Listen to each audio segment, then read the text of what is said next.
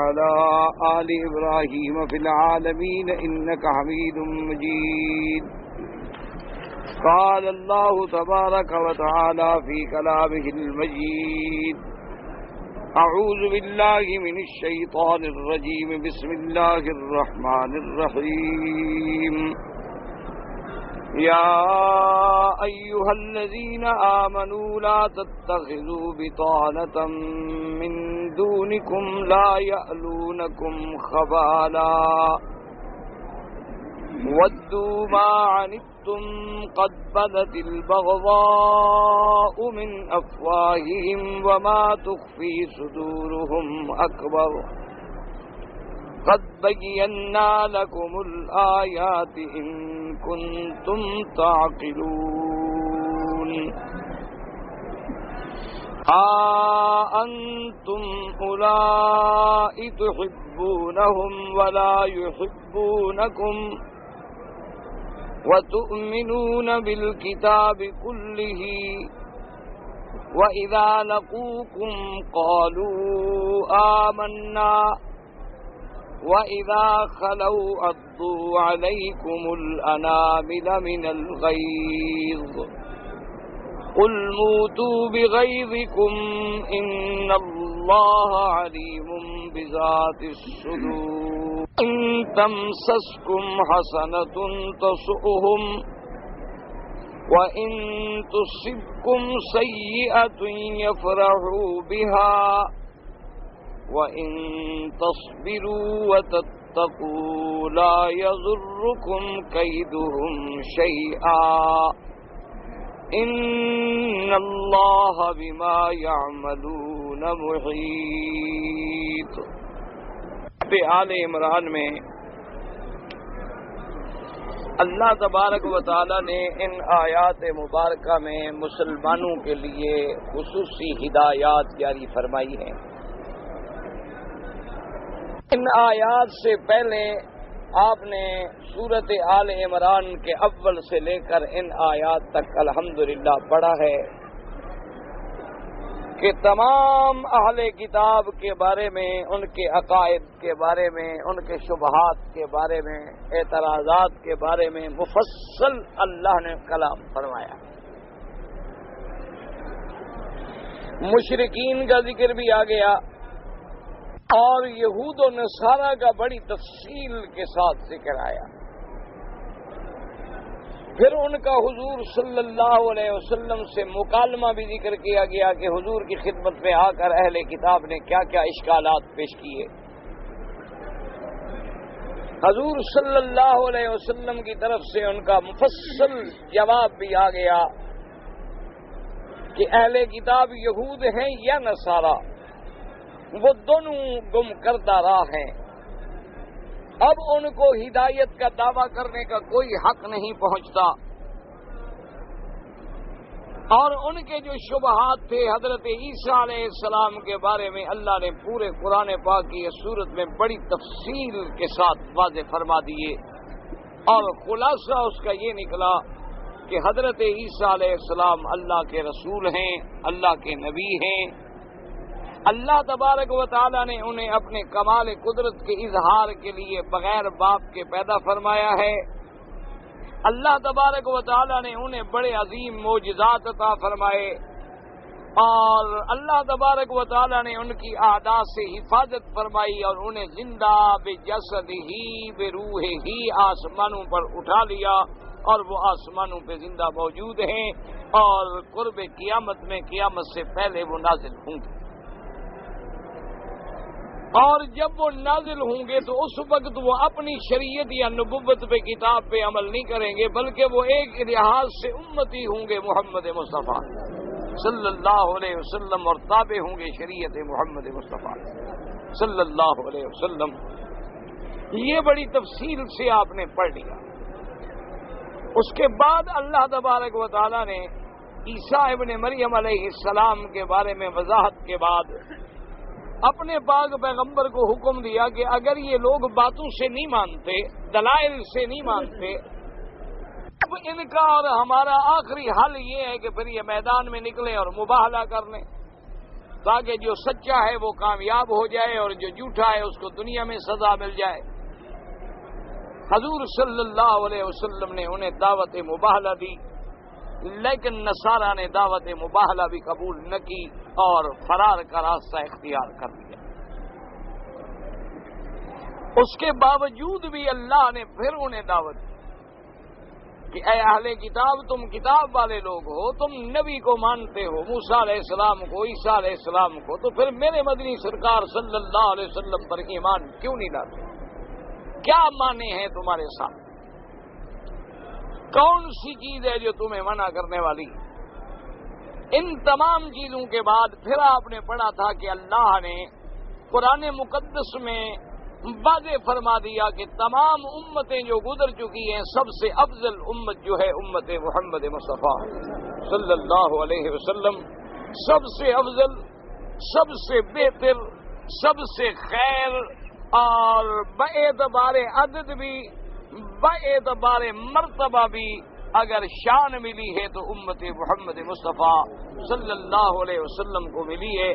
اس کے ضمن میں پھر آپ نے پڑھا تھا کہ اللہ نے اس امت کو کعبہ ایسا دیا ہے جو ہدی للعالمین اور اول بیت ہے، اور اللہ نے اس امت کو نبی ایسا دیا ہے جو رحمت للعالمین ہے، اور اللہ تبارک و تعالیٰ نے اس امت کو خاتم الامم بنایا ہے کہ تمام امتوں کی انتہا جو ہے وہ امت محمد مصطفیٰ پہ صلی اللہ علیہ وسلم۔ اور اسی طرح اللہ نے ان کو یہ مقام بھی بخشا ہے کہ یہ آنے میں تو سب سے آخر میں آئے ہیں، لیکن جنت میں سب سے اول داخل ہوگی تو امت محمد مصطفیٰ صلی اللہ علیہ وسلم داخل ہوگی۔ حضور پاک کا ارشاد ہے کوئی نبی جنت میں داخل نہیں ہوگا جب تک کہ پہلے میں داخل نہ ہو جاؤں، اور کوئی امت داخل نہیں ہوگی جب تک کہ پہلے میری امت داخل نہ ہو جائے۔ یہ شرف بھی ملا تو امت محمد مصطفیٰ کو۔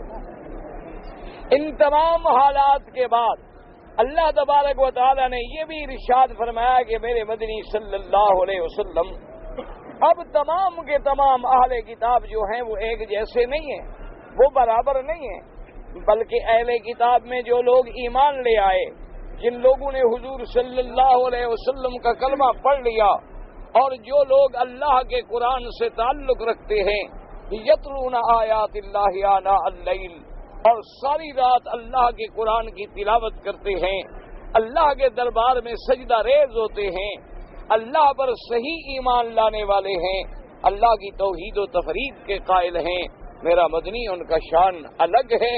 اور وہ اہل کتاب جنہوں نے کلمہ نہیں پڑھا، جو میرے مدنی پہ ایمان نہیں لے آئے، جنہوں نے قرآن پر ایمان نہیں لے آئے، شریعت محمد مصطفیٰ پر ایمان نہیں لے آئے، وہ کبھی برابر نہیں ہو سکتے۔ یہ جنت والے ہیں، وہ جہنم والے ہیں۔ اس لیے فرمایا لیسوا سواء، یہ ہرگز برابر نہیں۔ من اہل الکتاب امۃ قائمۃ، اہل کتاب میں سے بھی ایک جماعت ایسی ہے جو اللہ کے قرآن کی تلاوت کرنے والی ہے اور اللہ کے آگے سجدہ ریز ہونے والی۔ ان تمام احوال کے پڑھنے کے بعد، ان تمام آیات کے بعد، اب اس آیت مبارکہ میں اللہ تبارک و تعالی حضور صلی اللہ علیہ وسلم کی امت کو خصوصی ہدایات دیتے ہیں۔ فرمایا یا ایھا الذین آمنوا لا تتخذوا بطانة من دونکم لا یعلونکم خبالا۔ اللہ نے فرمایا ایمان والو، تم اپنے سوا کسی کافر کو، غیر مسلم کو، منافق کو رازدار نہ بناؤ۔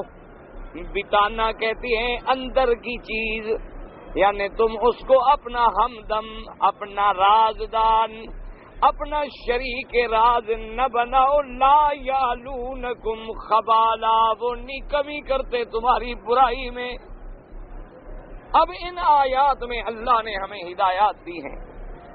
اسی طرح بعض مقامات پہ اللہ نے خصوصی طور پر ارشاد کہ لا تتخذ الیہود والنصارى اولیاء، ایمان والو خبردار، یہود نصارہ نام ان کا لیا، یعنی یہود ہوں یا نصارہ ہوں یا مشرک ہوں یا ہندو ہوں، چونکہ کافر جہاں ہو کفر ایک ہے، یہ ہمیشہ یاد رکھیں۔ کافر چاہے یہودی ہے، کافر چاہے نصرانی ہے، کافر چاہے ہندو ہے، کافر چاہے سکھ ہے، مسلمان اور اسلام کی دشمنی میں سب ایک ہیں۔ ان کے آپس میں کتنے اختلاف کیوں نہ ہوں، ان کے آپس میں کتنے جھگڑے کیوں نہ ہوں، ان کا آپس میں کتنے تضادات کیوں نہ ہوں، لیکن جہاں اسلام کو یا مسلمانوں کو نقصان دینے کی بات ہوگی تو پھر ہر کافر کا جذبہ ایک ہے کہ کسی بھی شکل میں اسلام کو ترقی نہ ملے، کسی بھی شکل میں مسلمانوں کو ترقی نہ ملے۔ حضور صلی اللہ علیہ وسلم کے زمانے سے دیکھ لیں کہ مشرکین مکہ ہوں یا منافقین مدینہ منورہ ہوں، مدینہ منورہ میں رہنے والے منافق کون تھے؟ یہود تھے، اور مکے میں رہنے والے لوگ کون تھے؟ مشرکین تھے، وثنی تھے، عباد الاوثان والاصنام تھے، جو بتوں کے پجاری تھے۔ حالانکہ ان کا آپس میں مذہب بھی نہیں ملتا، آپس میں عقیدہ بھی نہیں ملتا، لیکن میرے مدنی پاک کی جماعت کو نقصان پہنچانے میں دونوں ایک تھے۔ یعنی آپ اندازہ کریں مقام بدر ہو، آپ اندازہ کریں کہ غزوہ خیبر ہو، آپ اندازہ کریں کہ غزوہ بنی المصطلق ہو، آپ اندازہ کریں کہ غزوہ احد ہو، آپ پورے عالم اسلام کے اور اسلامی غزوات پہ نظر ڈالیں، آپ پوری حیات طیبہ میرے مدنی سرکار پہ نظر ڈالیں، حضور صلی اللہ علیہ وسلم اور آپ کے صحابہ کو نقصان پہنچانے میں سب ایک تھے۔ آپس میں مل جاتے، آپس میں سازشیں کرتے، ایک دوسرے کی اعانت کرتے، ایک دوسرے کی مدد کرتے تاکہ مسلمانوں کو نقصان پہنچے۔ اسی طرح صحابہ کے دور میں دیکھ لیں رضوان اللہ تعالی علیہم اجمعین، اسی طرح تابعین کے دور میں دیکھ لیں، تبع تابعین کے دور میں دیکھ لیں، اور حتیٰ کہ بہت دور نہ جائیں، ادھر میرے مدنی کی اول زندگی پہ نظر ڈالیں اور ادھر آج موجودہ دور کے حالات پہ نظر ڈالیں کہ آج اگر ہندو ہے یا یہودی ہے، ان دونوں کا نظریہ ایک ہے۔ وہ اگر اس ملک میں مسجد گرانے کا دعوے دار ہے تو یہود مسجد اقصی کے گرانے کا دعوے دار ہے۔ دونوں کا مقصد اسلام کو مٹانا ہے، دونوں کا مقصد شعائر اسلام کی مخالفت ہے، دونوں کا مقصد جو ہے وہ مسلمانوں کو نقصان پہنچانا ہے۔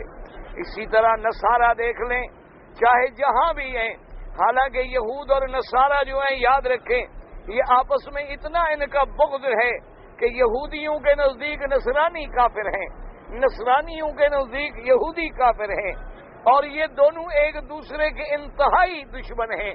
اللہ نے قرآن میں خود بیان کیا، قالت الیہود لیست النصارى علی شیء وقالت النصارى لیست الیہود علی شیء۔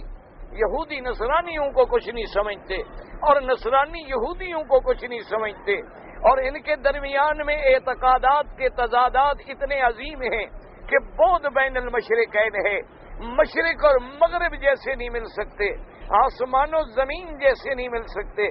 ان کے اعتقاد بھی آپس میں نہیں ملتے کہ نصرانیوں کے نزدیک عیسیٰ علیہ السلام نعوذ باللہ الہ ہیں، نصرانیوں کے نزدیک عیسیٰ علیہ السلام ابن اللہ ہیں، نصرانیوں کے نزدیک عیسیٰ علیہ السلام ثالث و ثلاثہ ہیں، اور یہودیوں کے نزدیک نعوذ باللہ ثم نعوذ باللہ ثم نعوذ باللہ، یعنی وہ حلال کی اولاد بھی نہیں ہے۔ وہ کہتے ہیں کہ یوسف النجار کے بیٹے ہیں، ان کا عقیدہ ہے کہ ہم نے انہیں قتل کر دیا ہے، ہم نے انہیں مار دیا ہے۔ یعنی آپس میں دیکھو کتنا بغض ہے کہ ایک تو حضرت عیسیٰ کو خدا کا بیٹا مانے اور دوسرا اس کو حلال کی اولاد بھی تسلیم نہ کرے۔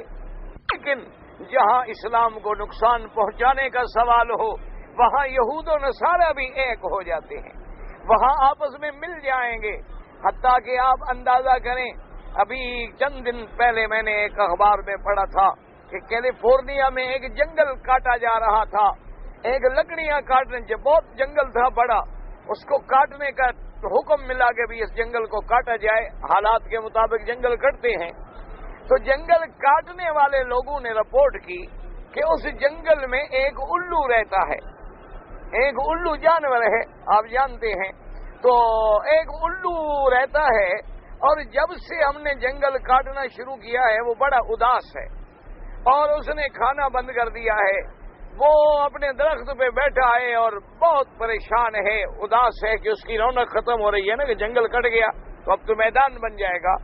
تو اس کی رپورٹ جب آئی تو اس پر باقاعدہ غور کیا گیا، باقاعدہ اس پہ میٹنگز بلائی گئیں، اور آخر فیصلہ یہ ہوا کہ بھئی جنگل کاٹنے کو فی الحال روک دو، تاکہ ان جانوروں کو جو اس جنگل میں رہتے ہیں کسی متبادل جنگل میں منتقل کیا جائے اور پھر یہ جنگل کاٹے جائیں۔ ہم کسی ایک جانور کی اداسی برداشت نہیں کر سکتے۔ یعنی آپ اندازہ کریں رحم دلی کا کہ ایک الو اداس ہو جائے تو کروڑوں کے ٹھیکے منسوخ ہو جائیں، لیکن اگر بوسنیا میں کشمیر میں مسلمانوں کا قتل عام ہو جائے تو کسی کی رگ بھی نہیں پھڑکتی۔ آخر وجہ کیا ہے؟ ایک جانور پر تو اتنی ہمدردی ہے، ایک کتے پر تو اتنی ہمدردی ہے کہ اس کے لیے باقاعدہ جائیدادیں رکھی جاتی ہیں، اس کے لیے کتوں کے لیے ہوٹل بنائے جاتے ہیں، کتوں کے رہنے کے لیے باقاعدہ ریسٹ ہاؤس اور ان کے گیسٹ ہاؤس بنائے جاتے ہیں کہ اگر مالک دفتر چلا جائے تو کتا اداس نہ ہو جائے، اس کو وہ وہاں ریسٹ ہاؤس میں چھوڑ جائے، وہ اس کا انتظام کریں گے۔ ان کے لیے ڈائٹ علیحدہ ہوتی ہے، ان کی خوراک علیحدہ ڈبوں میں بند ہوتی ہے، انہیں بخار آ جائے انجیکشن لگتے ہیں، نزلہ ہو جائے تو ڈاکٹر دوڑتے ہیں۔ لیکن مسلمانوں کے 500 5,000 بندوں کو ٹکڑے کر کے ایک قبر میں دبا دیا جائے، بلڈوزر پھیر دیے جائیں تو کوئی پوچھنے والا نہیں ہوتا، وہاں ان کا رحم نہیں آتا، وہاں ان کی وہ ضمیر کی خلش محسوس نہیں ہوتی۔ وجہ کیا ہے؟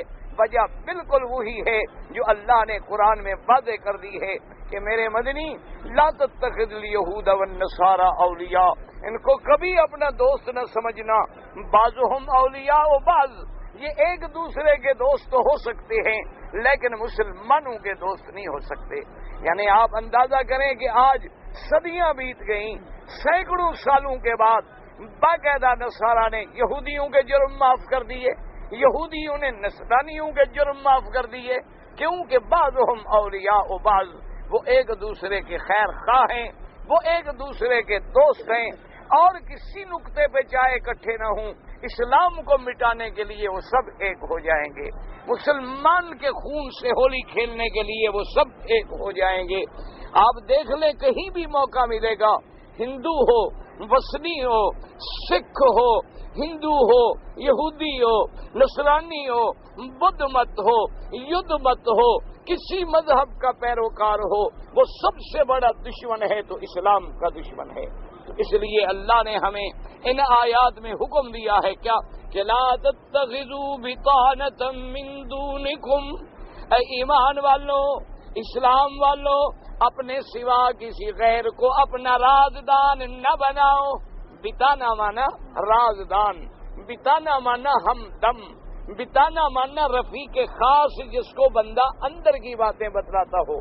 اسی سے علماء نے، اسی سے فقہا نے استدلال کیا ہے کہ کوئی مسلمان حکومت اگر اللہ انہیں اقتدار دے، اللہ انہیں عزت دے، تو اپنے عہدے پر کسی غیر مسلم کو نہ رکھیں، اپنے عہدوں پر کسی کافر کو نہ رکھیں، کیونکہ اس سے کبھی یہ توقع نہیں ہو سکتی کہ وہ مسلمانوں کا ہمدرد بنے۔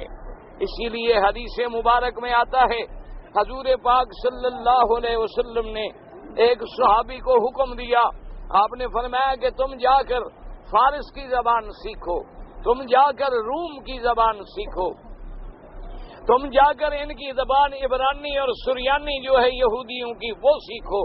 اس کی وجہ یہ ہے، آپ نے فرمایا کہ مجھے جب باہر کے بادشاہوں کے خطوط آتے ہیں یا میں کسی بادشاہ کو خط لکھنا چاہوں تو میں ان پر اعتبار نہیں کر سکتا، میں ان پر اعتماد نہیں کر سکتا۔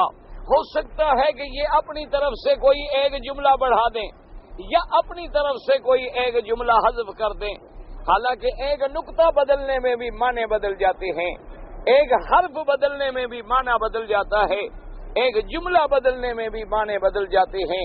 تو آپ نے اپنے صحابہ کو حکم دیا کہ تم زبانیں سیکھ لو، عبرانی سیکھ لو، سریانی سیکھ لو، فارس کی زبان سیکھ لو، روم کی زبان سیکھ لو، تاکہ ہمیں پتہ چل سکے کہ وہ ہمیں کس زبان سے مخاطب کرتے ہیں۔ اس کی وجہ یہ ہے، یاد رکھیں کہ کبھی کبھی ایک لفظ کے معنی اگر ایک لفظ آپ کم کر دیں تو معنی بدل جائے گا، کبھی ایک نقطہ آپ کم کر دیں تو معنی بدل جائے گا۔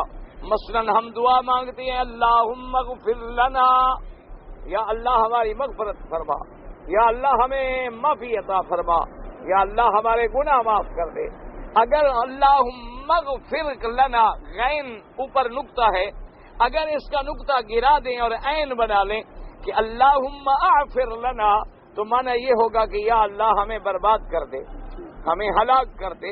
تو ایک نقطے سے یعنی ترجمہ کتنا بدل گیا کہ اگر نقطہ اوپر لگا دیں تو معنی ہے اللہ ہمارے گناہ معاف کر دے، اللہ ہماری ہمیں معافی عطا فرما دے، اور اگر وہ نقطہ نہ لگائیں تو ترجمہ بن جاتا ہے کہ اللہ ہمیں ہلاک کر دے، اللہ ہمیں برباد کر دے، نعوذ باللہ۔ اسی طرح ایک دفعہ سیدہ عائشہ صدیقہ بنت صدیق حبیبہ حبیب خدا المبرأۃ من السماء رضی اللہ تعالی عنہا بیٹھی تھی کہ ایک یہودی آیا، اس نے حضور صلی اللہ علیہ وسلم پہ پتہ ہے کیسے سلام کیا، اس نے کہا السلام علیکم، یعنی کہنا تو چاہیے تھا نا السلام علیکم، لیکن اس نے سین الف تو کہا لام گرا دیا، اس نے کہا السلام علیکم۔ تو اب یاد رکھیں کہ اگر کہا جائے السلام علیکم تو مانا ہے کہ تم پر سلامتی ہو، تم پر اللہ تبارک و تعالی سلامتی نازل فرمائیں، رحمتیں نازل فرمائیں۔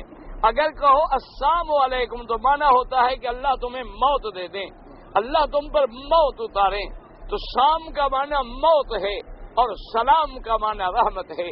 تو بی بی عائشہ فرماتی ہیں کہ مجھے غصہ آ گیا، میں نے کہا وعلیکم السلام ولعنت اللہ۔ حضور نے فرمایا عائشہ کیوں اتنی سخت لفظ استعمال کر رہی ہو، کیا بات ہے، ایسی سخت زبان استعمال نہ کرو، تم امہات المومنین ہو، تم زوجہ محمد مصطفیٰ ہو صلی اللہ علیہ وسلم۔ اس نے کہا حضور کوئی آپ کے بارے میں بس برا لفظ کہے، غلط لفظ استعمال کرے اور میں کیسے برداشت کر سکتی ہوں؟ آپ نے سنا نہیں ہے کہ اس بدبخت نے کیا کہا؟ آپ نے فرمایا میں نے سنا ہے اور تمہیں پتہ نہیں کہ میں نے کیا کہا؟ تو بی بی عائشہ نے کہا حضور آپ نے تو کہا وعلیکہ، تو آپ نے کہا کہ ٹھیک ہے، اس نے کہا السلام علیکہ، تم پر موت ہو، میں نے کہا وعلیکہ تم پر ہو۔ تو اللہ میری دعا منظور کرے گا اور یہودی کی دعا تھوڑی میرے حق میں منظور کرے گا۔ تو لہذا میں نے تو اس کو جواب دے دیا، تو لہذا آگے زیادہ لفظ بڑھانے کی کیا ضرورت ہے؟ جتنا اس نے کہا میں نے اس کو اس پہ لوٹا دیا کہ وعلیکہ، تم نے جو کہا وہ تم پر ہو۔ تو اس لیے آپ اندازہ کریں کہ حضور پاک نے فرمایا صحابہ کو حکم دیا کہ تم زبان سیکھ لو، لیکن ہم کسی یہودی پہ بھروسہ نہیں کر سکتے، ہم کسی نصرانی پہ بھروسہ نہیں کر سکتے، ہم کسی منافق پہ بھروسہ نہیں کر سکتے۔ اسی لیے کتابوں میں موجود ہے کہ سیدنا امیر المؤمنین حضرت عمر بن الخطاب رضی اللہ تعالی عنہ نے اپنے دور خلافت میں جہاں اور حکم جاری کیے تھے وہاں اپنے گورنروں کو یہ حکم بھی دیا تھا کہ خبردار کسی محکمے میں کوئی کافر منشی نہ رکھنا، کسی محکمے میں کسی کافر کو کسی کلیدی عہدے پہ نہیں رکھنا، کسی کافر کو کسی اہم جگہ پہ نہیں رکھنا تاکہ مسلمانوں کے راز چرا کے وہ دشمنوں کو نہ پہنچا دے۔ آج ہم کہتے ہیں رواداری ہے جی، بڑی وسعت قلب ہے، یہ وسعت قلب نہیں ہے، یہ اللہ کے قرآن کی مخالفت ہے، یہ اللہ کے احکام کی مخالفت ہے۔ آج بھی دنیا میں کوئی آدمی اپنے باغی کو کبھی عہدہ نہیں دیتا۔ یاد رکھیں کہ اگر ایک آدمی ایک حکومت کا باغی ہے تو اس کے لیے سزائے موت ہوتی ہے، اس کے لیے ذلت آمیز سزا ہوتی ہے۔ کوئی آدمی اپنے باغی کو کسی کرسی پہ نہیں بٹھاتا، کسی عہدے پہ نہیں بٹھاتا۔ تو اگر تمہارے باغی کو کسی مذہب میں بھی دیکھ لیں، کسی ملک میں بھی دیکھ لیں، دنیا کے کسی قانون میں دیکھ لیں کہ کوئی اپنے باغی کو عہدہ دینے کے لیے تیار ہے، تو اگر کسی باغی کو عہدہ نہیں مل سکتا تو جو اللہ کا باغی ہے، جو محمد مصطفیٰ کا باغی ہے، جو اللہ کے قرآن کا باغی ہے، جو اسلام کا باغی ہے، اس کو عہدے دینے کا کیا مطلب ہے؟ اس کو رواداری نہیں کہا جاتا، بلکہ اسی منافقانہ رویوں کا نتیجہ یہ نکلتا ہے کہ مسلمانوں کے راز جو ہیں وہ دشمنوں کو مل جاتے ہیں اور مسلمانوں کو شکست کا سامنا کرنا پڑتا ہے۔ آپ تاریخ اسلام پہ نظر دوڑا کے دیکھ لیں، اسلام نے مسلمانوں نے کبھی دشمنوں سے شکست نہیں کھائی۔ دشمن چاہے ایک کے مقابلے پہ 10 گنا ہو، چاہے ایک کے مقابلے پہ 20 گنا ہو، بلکہ تاریخ تو ہمیں یہ بتلاتی ہے کہ حضرت خالد بن الولید نے رضی اللہ تعالی عنہ نے 60 آدمیوں کو لے کر 60,000 کے لشکر پہ حملہ کر دیا اور فتح خالد بن الولید کو نصیب ہوئی۔ تو اس لیے مسلمانوں کو آج تک دشمن اپنی کثرت سے شکست نہیں دے سکا، اپنی طاقت سے شکست نہیں دے سکا، اپنے عدد سے شکست نہیں دے سکا۔ مسلمانوں کو جہاں بھی شکست ملی ہے اپنے دشمنوں سے نہیں بلکہ منافقوں سے ملی ہے، ان لوگوں سے ملی ہے جنہوں نے اسلام کے نام پر، جنہوں نے اپنے آپ کو مسلمان کہلایا، جنہوں نے ظاہری طور پہ کلمے پڑھے، جنہوں نے ظاہر میں نمازیں پڑھی، جو بظاہر تمہاری مسجدوں میں امام رہے، جو بظاہر تمہارے مولوی بنے، جو بظاہر تمہارے پیر بنے، جو بظاہر تمہارے بڑے بڑے گدی نشین بنے، بڑے بڑے جاگیردار بنے۔ آپ دیکھیں گے کہ آخر کیا وجہ تھی کہ انگریزوں نے کسی کو سر کا خطاب دیا، کسی کو ڈاکٹر کا خطاب دیا، کسی کو بڑے بڑے القاب سے نوازا، کسی کو جاگیریں عطا کی کہ گھوڑا دوڑاتے جاؤ، سورج نکلے اور گھوڑا دوڑاؤ، جہاں سورج ڈوبے گا وہاں تک یہ پوری جاگیر تمہاری ہوگی۔ آخر ان کو ایسی مہربانی کرنے کی کیا ضرورت پڑ گئی تھی کہ وہ تمہیں اعزاز دیں، وہ تمہیں القاب دیں، وہ تمہیں باقاعدہ VIP مرتبہ دیں، وہ تمہیں اپنے تقرب میں نوازیں، وہ تمہیں کرسیاں دیں، وہ تمہیں اپنے ہم نشین بنائیں، وہ تمہیں اپنے مجلسوں میں بٹھائیں، وہ تمہیں آنریری اعزازات اور القابات سے نوازیں۔ وجہ کیا تھی کہ دراصل یہ غداران اسلام تھے، یہ غداران قوم تھے، یہ غداران ملک و ملت تھے۔ انہوں نے کافروں کی کاسہ لیسی کی، انہوں نے کافروں کی اعانت کی اور اپنے مسلمانوں کو ذلیل کرایا۔ اس کے صلے میں ان کو جاگیریں ملیں، ان کے صلے میں ان کو گدیاں ملیں، ان کے صلے میں ان کو سجادگی کے عہدے ملے، ان کے صلے میں یہ سب بڑے بڑے مراتب پہ فائز ہوئے۔ تو اس لیے اللہ نے حکم دیا ہے کہ تم اپنے دشمنوں کو کبھی اپنا رازدان نہ بنانا، اور تمہارا دشمن جو اللہ کا دشمن ہے، جو تیرے مدنی محبوب کا دشمن ہے، وہ تیرا دوست کیسے ہو سکتا ہے؟ نہ ایمان سے کہیں، ایک آدمی اگر تیرے باپ کا دشمن ہے، تیرے دادا کا دشمن ہے، تیرے قبیلے کا دشمن ہے، تیرے خاندان کا دشمن ہے، کوئی عقل والا اسے اپنا دوست نہیں سمجھتا۔ وہ کہتا ہے بھائی تم میرے باپ کے دشمن ہو، میرے خیر خواہ کیسے بن سکتے ہو؟ تو ہمارے تو لاکھوں باپ محمد مدنی کے جوتے پہ قربان ہوں، اور جو آدمی محمد مدنی کا دشمن ہے، جو آدمی اللہ کا دشمن ہے، جو آدمی مشرک ہے، جو آدمی بت پرست ہے، جو آدمی آگ کی پوجا کرتا ہے، جو آدمی اماموں کی پوجا کرتا ہے، جو آدمی درختوں کا پجاری ہے، جو آدمی گنگا و جمنا کا پجاری ہے، جو آدمی گاؤں ماتا کا پجاری ہے، جو آدمی سانپوں کا پجاری ہے، جو آدمی چاند اور تاروں کا پجاری ہے، اللہ کا باغی ہے، وہ تمہارا خیر خواہ کیسے ہو سکتا ہے؟ اس لیے اللہ نے فرمایا یا ایھا الذین آمنوا لا تتخذوا بطانة من دونکم، خبردار اپنے سوا کسی غیر کو رازدان نہ بنانا، لا یعلونکم خبالا، وہ ہرگز نرمی نہ برتیں گے تمہاری خرابی میں، تمہیں خراب کرنے میں کبھی رعایت نہیں کریں گے، کبھی نرمی نہیں برتیں گے، بلکہ جب موقع ملے گا تو تجھے خنجر گھونپیں گے۔ اس کے بعد اللہ فرماتا ہے اگلی بات وَدُّوا مَا عَنِتُّمْ، وہ تو اس بات کو پسند کرتے ہیں کہ تمہیں تکلیف پہنچے، مسلمانوں کو جو تکلیف پہنچے، مسلمانوں کو جو خواری پہنچے، مسلمانوں کو جو ذلت پہنچے تو ان کو تو بڑا محبوب ہے وہ تکلیف۔ اللہ نے فرمایا قد بدت البغضاء من افواہہم وما تخفی صدور اکبر۔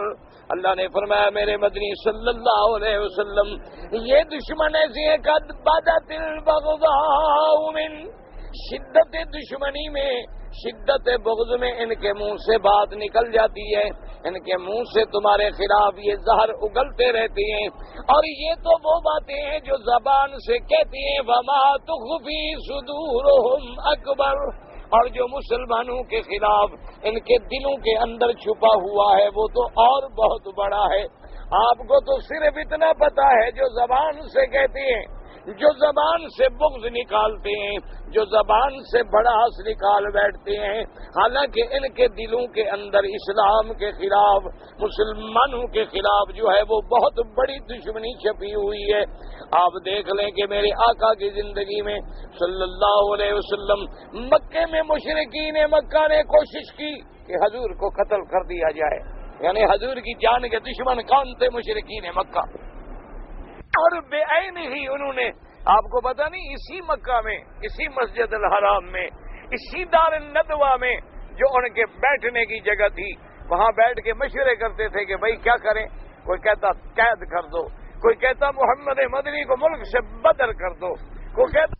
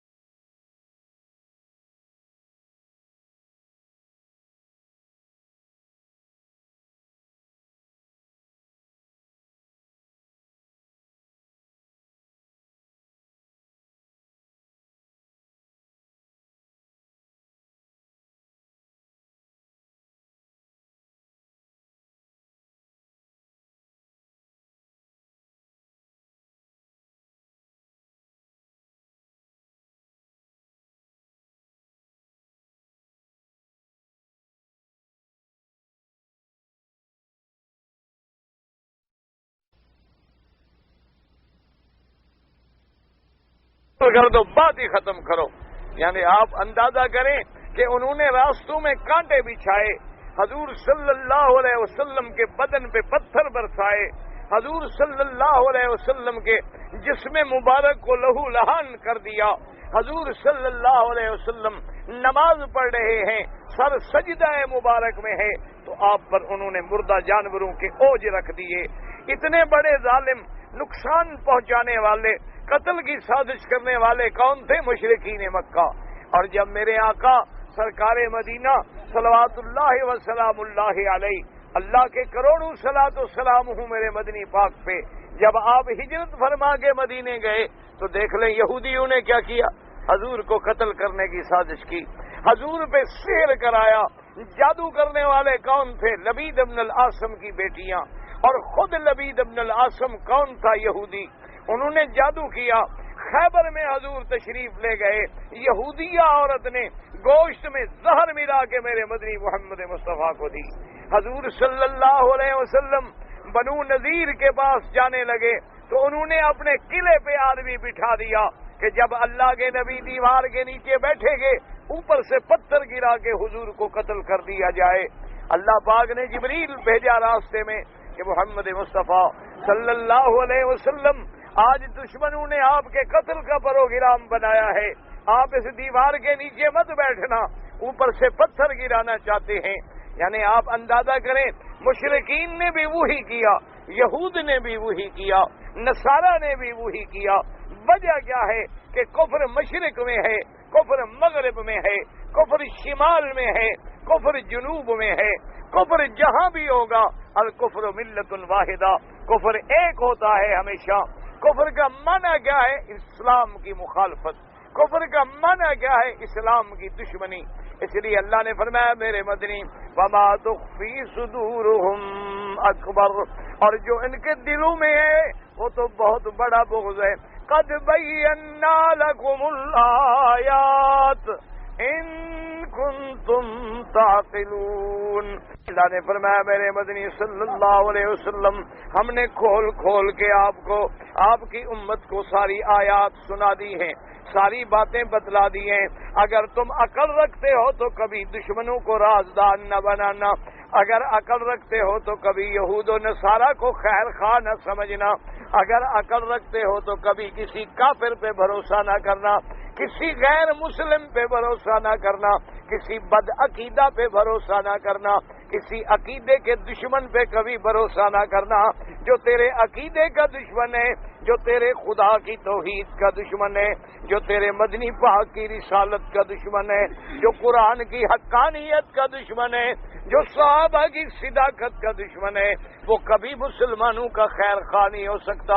اس لیے فرمایا قد بینا لکم الآیات ان کنتم تعقلون۔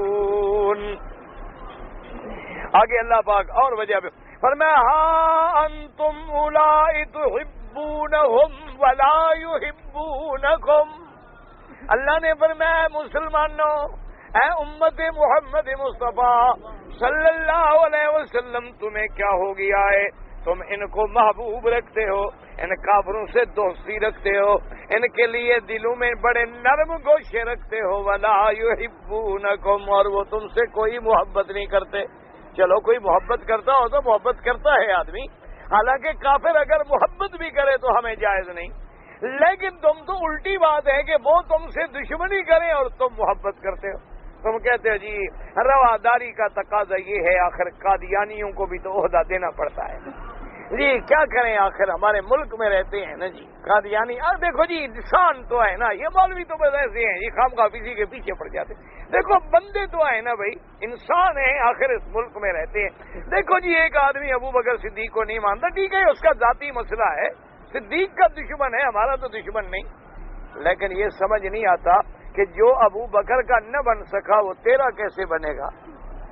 جو حضور صلی اللہ علیہ وسلم کے ساتھی کا ساتھی نہ بن سکا، جو حضور کے رفیق غار کا ساتھی نہ بن سکا، رفیق مزار کا ساتھی نہ بن سکا، جو میرے مدنی کے سسر کا ساتھی نہ بن سکا، جو میرے مدنی کے مومن اول کا ساتھی نہ بن سکا، جو اسلام کے محسن اول کا ساتھی نہ بن سکا، جس کا صدیق کی صداقت پہ ایمان نہ ہو سکا، عدالت فاروق پہ ایمان نہ آ سکا، حیائے عثمان کا شرم نہ کر سکا، حضرت علی کی شجاعت کو نہ مان سکا، وہ تیرا خیر خواہ کیسے بن؟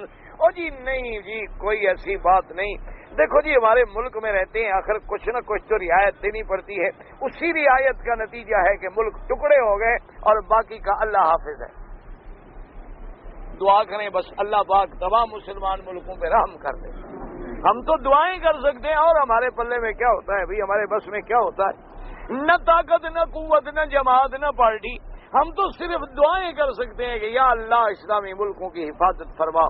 لیکن یاد رکھو کہ جس بات کو تم نے اسلام کے نام پہ لیا تھا، لیکن پہلے پہلے آنے والا کون تھا؟ قادیانی۔ تو پھر اسلام کہاں سے آتا؟ اسلام کیسے آتا؟ اس نے جو تمہارے لیے جال بنے تھے، آج تک اسی جال میں تم جکڑے ہوئے ہو۔ تو اس لیے ہمیشہ یاد رکھیں، جب کافر آئے گا تو تمہیں نقصان پہنچے گا۔ تمہاری ہماری کامیابی کا ایک راز ہے کہ ہم محمد مدنی کے غلام بن جائیں، حضور کے راستے پہ آ جائیں، صحابہ کے غلام بن جائیں، اسی راستے پہ چلیں جو راستہ حضور نے ہمیں دکھلایا ہے، تب تو ہمیں منزل مقصود مل سکتی ہے۔ لوگوں نے اصل میں یہ سمجھا ہے نا جی کہ جو یہودی ہے تو چلو یہودی کا عدد بڑھ گیا، اگر کوئی نصرانی ہے نصرانی، ہم مسلمان ہیں مسلمان ہیں مسلمان ہیں، بس مسلمانوں کا عدد بڑھ گیا، ہم بھی ایک قوم ہے، یہودی ایک قوم ہے، نصرانی ایک قوم ہے، مسلمان بھی ایک قوم ہے۔ یہ بات جو ہے نا یہ غلط ہے، مسلمان کہلانے سے مسلمان نہیں بنتا۔ سارے قرآن کو کھول کے دیکھ لیں، ان الذین آمنوا وعملوا الصالحات کانت لهم جنات الفردوس نزلا، اور کہیں فرماتے ان الذین آمنوا وعملوا الصالحات سیجعل لهم الرحمن ودا، اور کہیں فرماتے ان الذین آمنوا وعملوا الصالحات اولئک هم خیر البریہ۔ مومن وہ ہے جو عمل صالح کرے، مومن وہ ہے جس میں ایمان کی نشانیاں پائی جائیں، مومن وہ ہے جس کے اندر صفات ایمان پائے جائیں۔ اگر وہ نشانیاں ہیں تو مومن ہے، نشانیاں نہیں تو مومن نہیں۔ صرف کہنے سے نشانی بن سکتا آدمی کہ بس ہم نے کہہ دیا مسلمان ہے مسلمان ہے مسلمان ہے. اسی لیے آج نتیجہ یہ نکلا ہے کہ اسلام ہر جگہ رسوا و ذلیل ہے. وجہ کیا ہے کہ ہم نام تو اسلام کا لیتے ہیں لیکن ہمارے کام اسلام والے بالکل نہیں ہیں. اس لیے اللہ نے فرمایا انتم اولائی تحبونہم ولا یحبونکم. اے لوگوں تمہیں کیا ہو گیا کہ تم ان سے محبت کرتے ہو، وہ تم سے محبت نہیں کرتے. وتؤمنون بالکتاب کلی، اور تم مسلمان تو قرآن پر بھی ایمان رکھتے ہو، تورات پر بھی ایمان رکھتے ہو، انجیل پر بھی ایمان رکھتے ہو، تم تو سارے نبیوں پر بھی ایمان رکھتے ہو، ساری کتابوں پر بھی ایمان رکھتے ہو. لیکن وہ بدبخت تو تمہاری ایک کتاب پر بھی ایمان نہیں لے آتے. تم 1,24,000 نبی کو مانتے ہو، وہ تمہارے ایک مدنی محمد مصطفیٰ صلی اللہ علیہ وسلم کو نہیں مانتے. یعنی پھر بھی عجیب بات ہے کہ تم سب کو مانو پھر بھی وہ محبت نہ کریں، تم سب کو مانو پھر بھی وہ تمہارے قریب نہ آئیں، اور پھر بھی تم ان سے محبت کرو تو بڑی عجیب بات ہے. اس لیے فرمایا ہاں انتم اولائی تحبونہم ولا یحبونکم تؤمنون بالکتاب کلہ. اور فرمایا یہ بھی سنو وَإِذَا لَقُوكُمْ قَالُوا آمَنَّا، اور جب یہ تمہیں ملتے ہیں تو کہتے ہیں ہم مسلمان ہیں، ہم ایمان والے ہیں، ہم تمہارے خیر خواہ ہیں. وَإِذَا خَلَوْا عَضُّوا عَلَيْكُمُ الْأَنَامِلَ، اور جب یہ علیحدہ ہوتی ہیں، جب یہ اپنی جماعت میں بیٹھتے ہیں تو تمہارے خلاف غصے میں آ کے اپنی انگلیاں کاٹتے ہیں، اپنی انگلیاں کاٹتے ہیں غصے میں کہ ہمیں جی موقع تو ملے ہم ان کو ٹکڑے ٹکڑے کر دیں گے، ہمیں موقع تو ملے ہم ان کو ایسا خنجر ماریں گے کہ اٹھنے کے قابل نہیں رہیں گے. تو یہ تو ایسے منافق ہیں کہ تمہیں ملتے ہیں کہتے ہیں آمنا وَإِذَا خَلَوْا عَضُّوا عَلَيْكُمُ الْأَنَامِلَ مِنَ الْغَيْظِ. یہ شدت غصے میں، شدت بغض میں اپنی انگلیاں کاٹ کھاتے ہیں. تمہارے خلاف اتنا ان کے دلوں میں بغض ہے. اللہ نے فرمایا میرے مدنی صلی اللہ علیہ وسلم آپ مجھ پہ بھروسہ رکھے، کہہ دو دشمنوں کو قُلْ مُوتُوا بِغَيْظِكُمْ. اے یہود و نصارا، اے وثنیوں، اے مشرکین مکہ، اے کافرو، مر جاؤ اپنے غصے میں جل بھن کر. تم میرا کچھ نہیں بگاڑ سکتے. میرا اللہ میرا ساتھ ہے، میرا اللہ میرا معاون ہے، میرا اللہ میرا مددگار ہے، میرا اللہ میرا ناصر ہے. اللہ نے فرمایا میرے مدنی آپ ان کو کہہ دیں قل موتوا بغیظکم، مر جاؤ اپنے غصے میں. تم جو میرے خلاف زہر نکالتے ہو مرو اس زہر میں، خود مرتے رہو، میرا تم کچھ نہیں بگاڑ سکتے. کیوں؟ آگے اس کی وجہ بھی بیان فرما دی. فرمایا قل موتوا بغیظکم ان اللہ علیم بذات الصدور. تم ہمارے سامنے محبت کا اظہار کرتے ہو اور اپنی مجلسوں میں عداوت کا اظہار کرتے ہو. کیا سمجھتے ہو کہ ہمیں پتہ نہیں؟ حالانکہ ہمارا اللہ تو دلوں کے بھید جاننے والا ہے، ایک ایک بات جاننے والے ہیں، اور اللہ اپنے نبی کو خبر دینے والے ہیں. اللہ تبارک و تعالیٰ اپنے پیغمبر کو بتلانے والے ہیں. انہیں ایک ایک چیز کا پتہ ہے، ایک ایک چیز کا علم ہے. تمہاری دشمنی چھپی ہوئی نہیں رہ سکتی، تمہاری عداوتیں چھپی ہوئی نہیں رہ سکتی، تمہارا بغض و عناد چھپا ہوا نہیں رہ سکتا. ان تمسسکم حسنۃ تسؤہم. اللہ نے فرمایا میرے مدنی صلی اللہ علیہ وسلم اگر مسلمانوں کو کوئی خوشی تھوڑی سی بھی مل جائے، ان تمسسکم حسنۃ تسؤہم، اگر مسلمانوں کو خوشی ملے، حسنہ ملے، نیکی ملے تو ان کو بڑی تکلیف ہوتی ہے، ان کو بڑی پریشانی ہوتی ہے کہ ہائے مسلمان کیوں کامیاب ہو گئے. اور فرمایا وَإِن تُصِبْكُمْ سَيِّئَةٌ يَفْرَحُوا بِهَا، اور اگر تمہیں کوئی برائی لگے، اگر مسلمانوں کو کوئی تکلیف پہنچے، اگر مسلمانوں کو کہیں شکست ملے تو بڑے خوش ہوتے ہیں کہ اچھا ہوا جی، اچھا ہوا ہمارے دشمن ناکام ہو گئے، اچھا ہوا مسلمانوں کے ساتھ، ورنہ یہ طاقت بن جاتے، قوت بن جاتے، یہ ایسا ہو جاتا. تو میرا مدنی یہ لوگ جو تمہاری نیکی پہ جنہیں تکلیف پہنچتی ہو اور تمہاری برائی پہ جو خوش ہوتے ہوں، ان کو تم دوست بناتے ہو. ان کو تم اپنا خیر خواہ بناتے ہو، ان کو تم اپنا رازدان بناتے ہو۔ وَإِن تُصِبْكُمْ سَيِّئَةٌ يَفْرَحُوا بِهَا، اب آگے علاج بتلایا کہ مسلمان کامیاب کیسے ہوں گے۔ فرمایا وَإِن تَصْبِرُوا وَتَتَّقُوا، اگر تم صبر کرو اور تم متقی پرہیزگار بن جاؤ، حرام چھوڑ دو، گناہ چھوڑ دو، اللہ کے فرما بردار بن جاؤ اور صبر والے بن جاؤ، اگر تم یہ دو چیزیں اختیار کر لو تو پھر کبھی تم پہ کامیاب نہیں ہو سکتے۔ اس لیے علماء نے لکھا ہے کہ اگر مسلمانوں کو کبھی نقصان ہو، اگر مسلمانوں کو کبھی شکست ہو تو سمجھ لو کہ یا ہمارے صبر میں کمی تھی یا ہمارے تقوی میں کمی تھی، یا تو ہمارے اندر حرام آ گیا تھا، ہمارے اندر حلال نہیں رہا، ہم متقی اور پرہیزگار نہیں رہے۔ اور اللہ کی مدد تب آتی ہے کہ جب یہ دو شرطیں موجود ہوں۔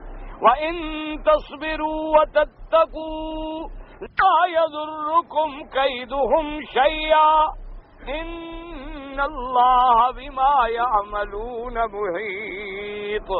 اللہ نے فرمایا میرے مدنی اگر آپ کی جماعت مسلمان ان تصبروا وتتقوا، صبر کرو اور متقی بنو، پرہیزگار بنو، حرام سے بچو، گناہوں سے بچو، مومن بن جاؤ، لا یضرکم کیدہم شیئا، پھر تمہیں یہود و نصارا، پھر تمہیں وثنی مشرک کافر، کسی کا مکر تمہیں کوئی نقصان نہیں پہنچا سکتا، تمہیں کبھی یہ شکست نہیں پہنچا سکتے، تمہیں کبھی یہ دکھ نہیں پہنچا سکتے، لیکن شرط یہ ہے کہ تم صبر والے بھی بنو، متقی بھی بنو۔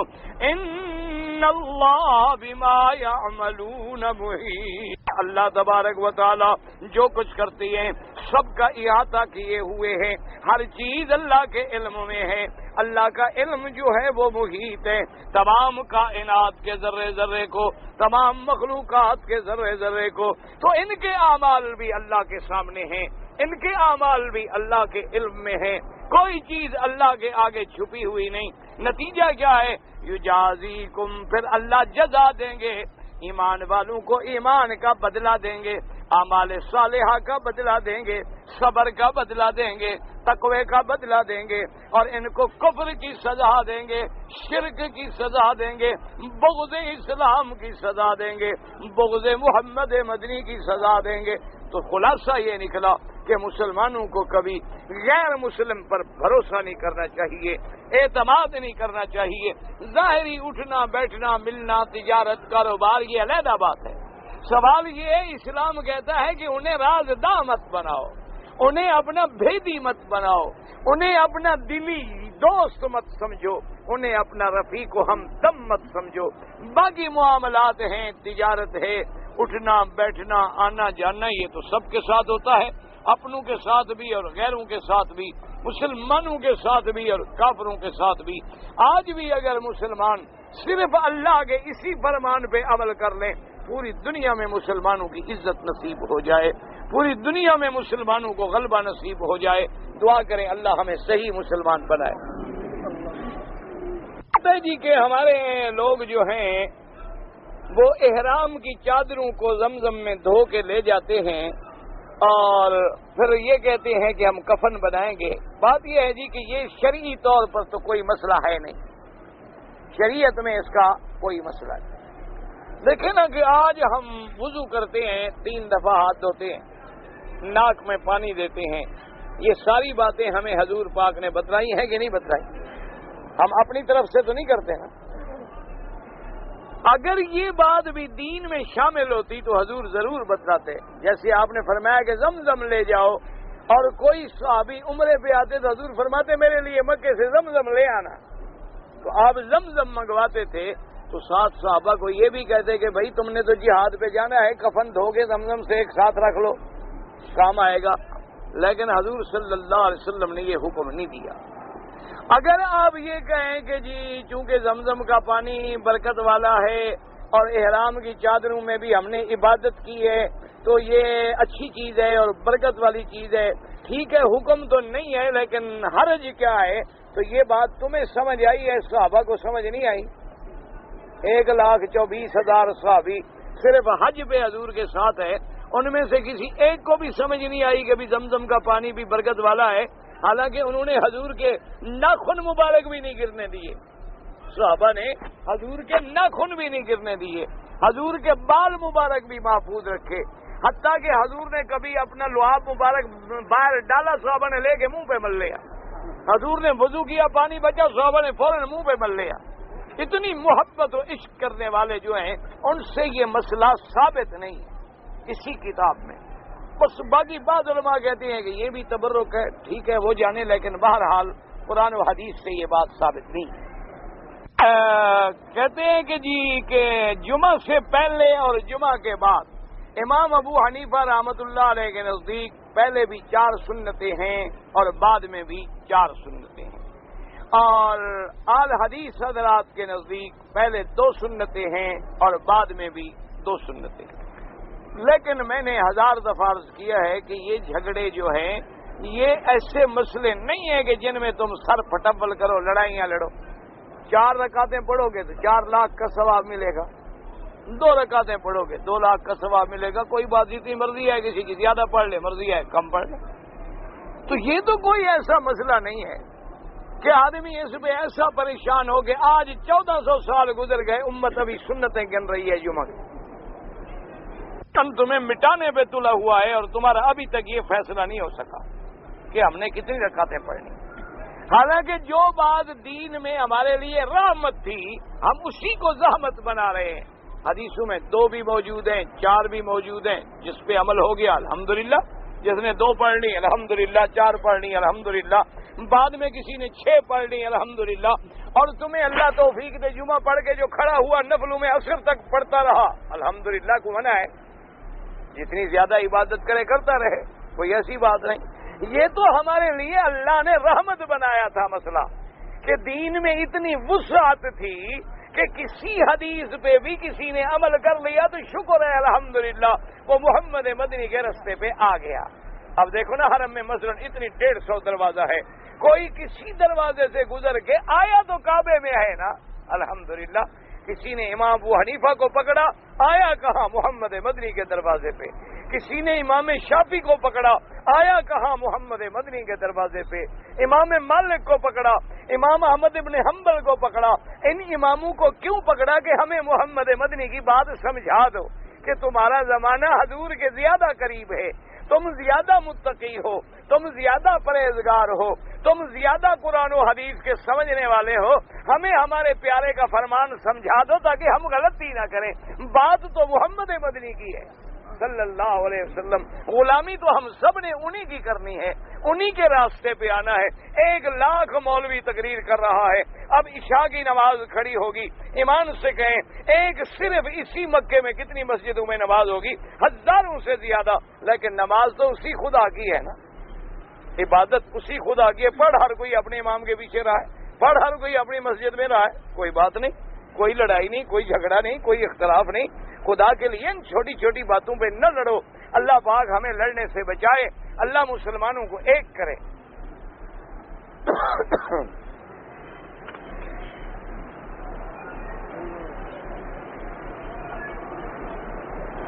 جی میں مدینہ منورہ گیا تو وہاں میری بیوی کے ایام آ گئے، حیض کے دن آ گئے، ہماری واپسی بھی قریب تھی، تو وہاں میں نے ایک مولوی صاحب سے مسئلہ پوچھا کہ اب ہم کیا کریں کہ میری بیوی کو حیض ہے اور پھر ہم نے مکے سے بھی جلدی جانا ہے واپس اپنے ملک میں۔ تو انہوں نے کہا کہ ایسا کرو کہ احرام باندھ لے، احرام باندھنے کے بعد مکے چلی جائے، مکے جانے کے بعد باب السلام والی طرف سے داخل ہو کے صفا مروہ دوڑ کے بال کٹوا لے۔ واہ بھائی واہ، ماشاء اللہ۔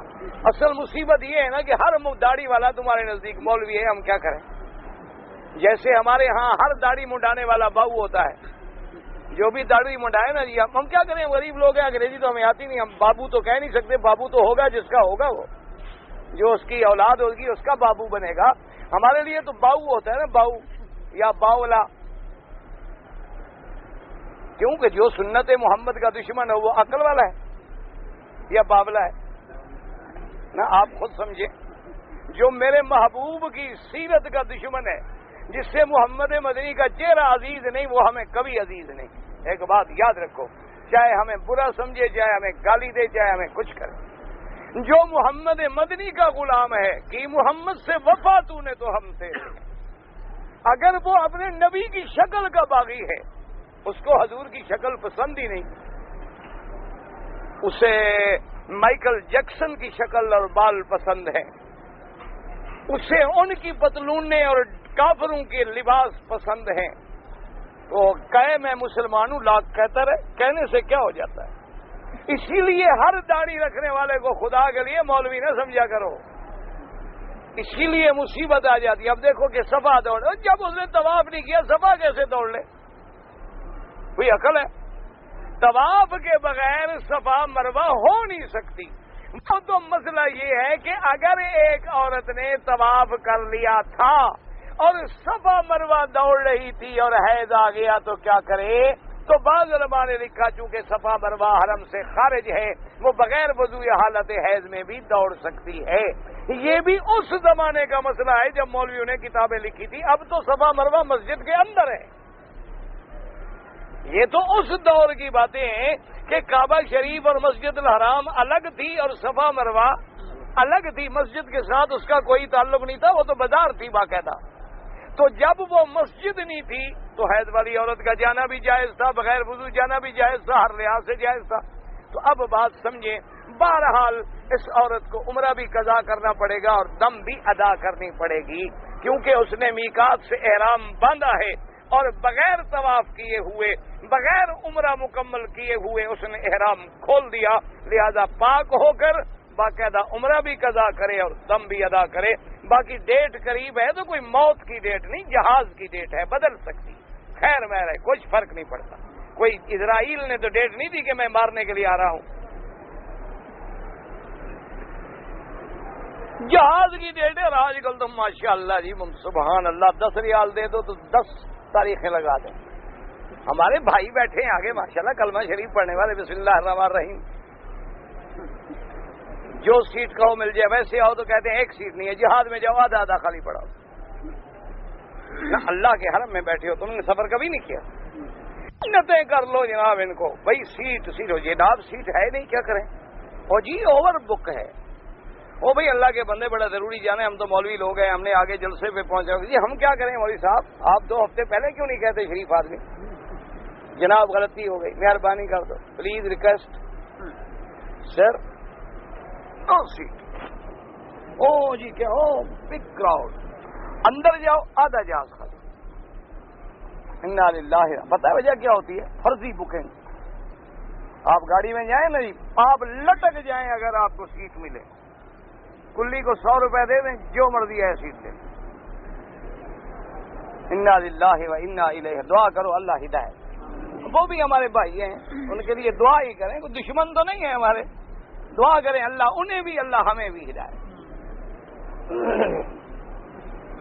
توبہ کرنے کا طریقہ کیا ہے؟